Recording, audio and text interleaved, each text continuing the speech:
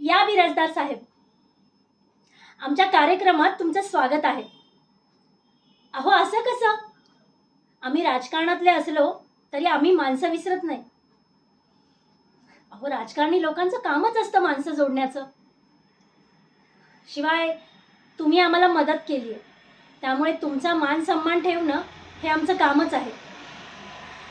गोट्या, साहेबांसाठी चहा कॉफी काय ते बघा. आणि हो, साहेबांची खुर्ची सगळ्यात पुढे ठेवा, आमच्या बाजूला. कसं आहे, राजकारणी आणि समाजकारणी लोकांनी नेहमी हातात हात घेऊन पुढे चाललं पाहिजे. त्यामुळे तुमचा हात काही आम्ही सोडत नाही बघा. शिवाय पुढची निवडणूक लढवण्यासाठी आम्हाला फंड सुद्धा तुमच्याचकडनं मिळणार आहे.